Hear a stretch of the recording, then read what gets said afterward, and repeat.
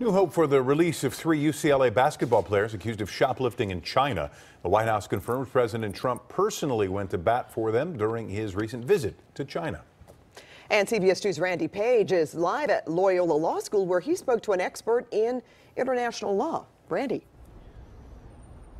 Pat, an expert with some very important observations to make about this, pointing out that while things are looking pretty good for these 3 basketball players at this point, he says that now that the 2 most powerful people in the world are involved, anything that's happening right now could change in a heartbeat.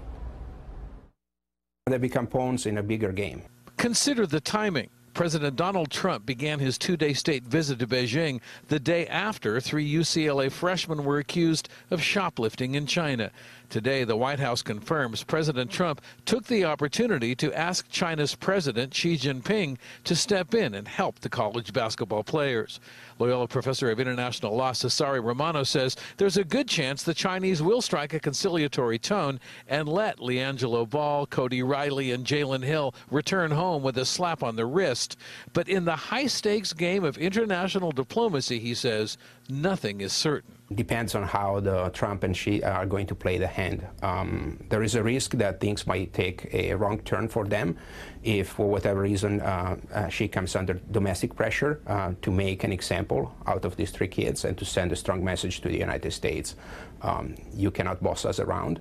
Citing an unnamed U.S. official, the Washington Post reports President Xi promised to look into the case and make sure the players are treated fairly and quickly.